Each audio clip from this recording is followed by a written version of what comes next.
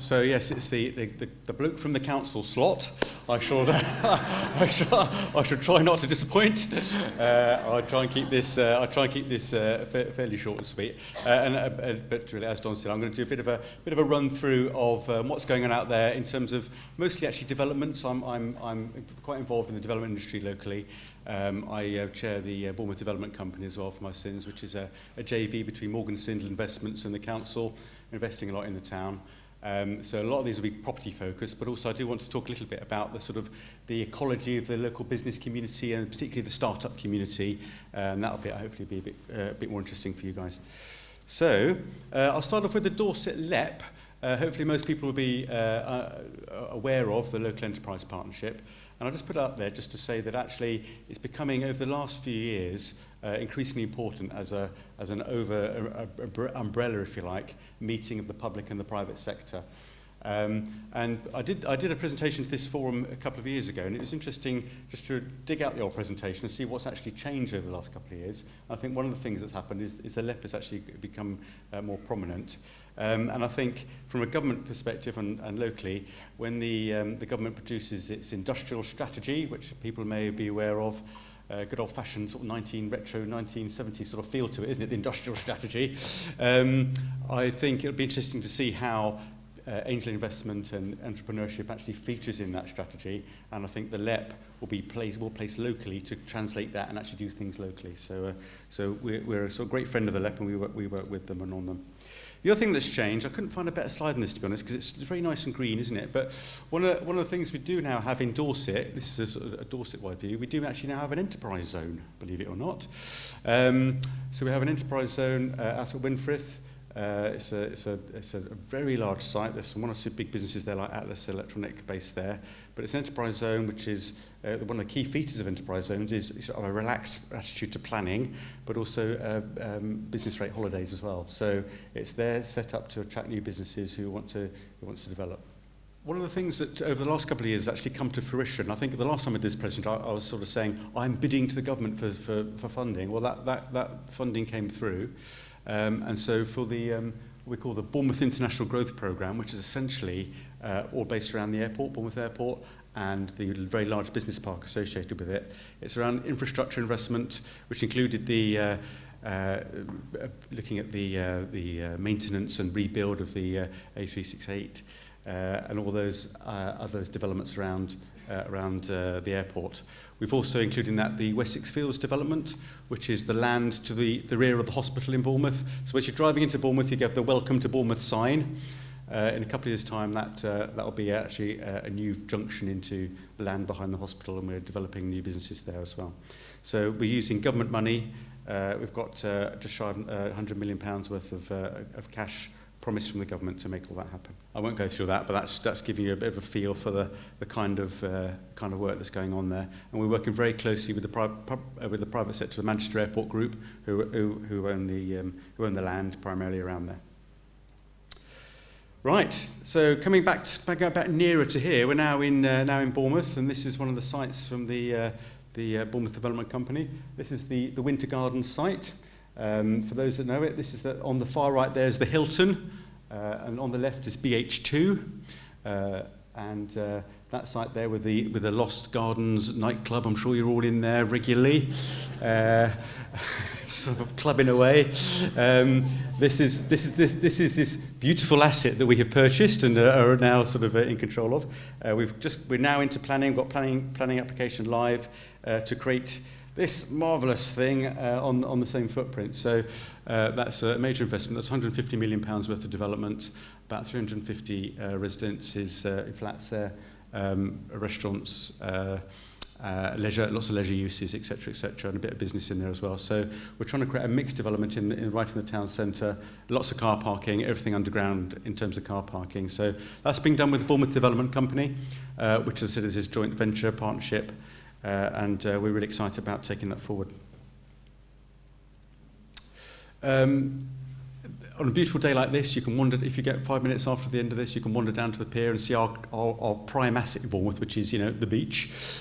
We've invested a lot of money in the public realm down there. And again, we've got some another slug of money from the government. We're doing quite well in our bids. Got another just under £2 million to finish off the job at Peer Approach. So we've got lots of public realm improvements. And we've got an ongoing investment in our seafront. Again, I think as a council, we recognise we've got to keep investing in the area. Otherwise, before you know it, particularly in the coastal area, you can get on a bit of a slippery slope. Just a couple of slides here. We're currently looking at a new hotel project investment. So Councillor McQueen, where is he? He's fully behind. Well, he's actually asking lots of difficult questions, but that's his job. That's fine. So we're trying to make that happen. A big new hotel development near the Bournemouth International Centre. So a couple of slides there. This hotel development, which we think will again add a better quality to the environment and the business stock here. A quick one on AFCB. This is I like this slide because you can sort of play Where's Wally. I'm in there somewhere. I'm in there wearing a black shirt and a red tie, if you can see me. And that was the celebration we organised for the football club when they obviously went up to the Premiership. It's their third year they're in now. They need to do a little bit better on the park at the moment. They're sort of bottom three, but hopefully they'll survive next year. But we put this up because we've been working very closely with them about a new stadium. And so they've got, talking about investment, they've got a Russian and American investors who are very keen to develop a new stadium. So we've identified a site at Kings Park, so very near to exactly where they are at the moment, moving a few hundred yards, and creating a stadium with probably about £100 million worth of investment there, and brand new training facilities over in Poole. So, you know, in terms of construction and national significance, and actually with the football club, it's easy to forget the absolute international significance of having a Premiership football club. It's amazing, actually, when you look at the stats. This is another project that I was sort of bidding for a couple of years ago, and this is the Lansdowne.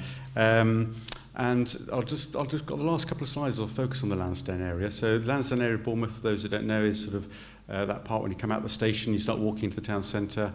Lots of university presence there and business. And we're really putting an investment strategy together to really improve the area, do something about the transport and calm it all down a bit, get some more development going in there.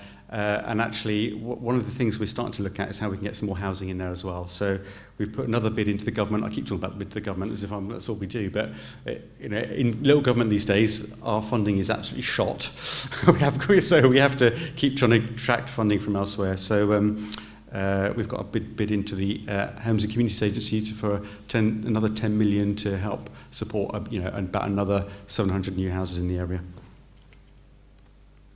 And that's on the back of big investment from Bournemouth University. This is their site they've now got planning permission for on St Paul's Roundabout. It's a new health and social faculty building. I think that's about just under £50 million worth of development. And they've got the guys with the high-vis jackets on site at the moment, which is very exciting. It's a bit of what I call a logo soup here. One of the things that we're very conscious of is that we've been pleased to be part of and try and support in our own little way is this whole sort of ecology around the digital and creative sector. And we heard from Talbot Heath School earlier on, you're part of that ecology as well, and that's seen as something that we can all feed into and grow on. And I think from an investor point of view, you'll know there's so many people out there, there's so many startups. And I was looking at a thing that actually I'm sorry, where is David and co still here? Silicon South isn't on there, which is an absolute schoolboy error. But Silicon South has been one of the bodies, there he is. Silicon South has been one of the bodies that have been really driving this sector forward and actually have been supporting entrepreneurs through our Firstborn programme, working with Creative England, helping entrepreneurs and giving them support and getting them out into the world. So there's lots going on in that sector. And one of the last couple of things in the last two slides is really trying to focus on a very exciting opportunity we've got around the sort of 5G project. So 5G, something we've learnt about in the council over the last year. It's something that's we've latched on upon it as something that's really quite exciting. The government have made it very clear that they want to become an international, they want the UK to become a national leader in 5G technology, which is sort of, if I explain it to the layperson, which is me, sort of 1G, 2G, 3G, 4G, 5G, in terms of the bandwidth and the amount of data you can start pushing around. Bournemouth has been really lucky in many ways in that we've done a bit of work with Ordnance Survey. And Ordnance Survey won a contract with the government, DCMS, to undertake a mapping tool to work out where you put 5G transponders on a very pragmatic basis. The area they chose actually was the Lansdowne. And I think it's one of those sort of lucky things. I think a lot of the people at OS actually live in Southbourne and that area, because OS is based in Southampton. So there's a lot of people live in Bournemouth, and they thought, well, let's do it in Bournemouth. So we're working with them and developing this mapping tool. And actually, we've been really excited about how we can actually learn from that mapping tool. And we thought, well, now we've got the mapping tool, we know where to put the transponders. Why don't we sort of actually put them in and see what happens? So we're doing a lot of work with that. We've put our own fibre network in all around the Lansdowne. So the council now own this fibre network. We have now got permission, just yesterday we got permission from Ofcom. We've got a special experimental licence for the next 13 months to use this particular kind of spectrum. We're into DCMS to get some further funding to actually buy the kit. And we're setting up a vehicle with Bournemouth University to help manage the academic side of it as well. We've got academic partners in University of Bristol and King's College as well. So it's all coming together quite nicely, and I think hopefully when I come here a couple of years' time, again, with a bit of luck, we'll be able to give you an update on all the kinds of things that we've been up to on that. So my last slide really is just to start thinking about, particularly in Bournemouth, around 5G and other technology. These are some of the things that we're starting to see merging. 5G will be really important to underpin driverless cars, Internet of Things, all the little devices all being connected up. We're working with the Orthopaedic Research Institute in Bournemouth University, who need massive amounts of data to push around the country and around the world. And even, again, linking to the Arts University and the digital creatives in the area, there's lots of applications around virtual reality and games, and augmented reality, etc., because the amount of data you can use through 5G is absolutely spectacular. So we're really excited about the whole thing, and hopefully we can find some entrepreneurs for you to invest in. That's it. Thank you very much.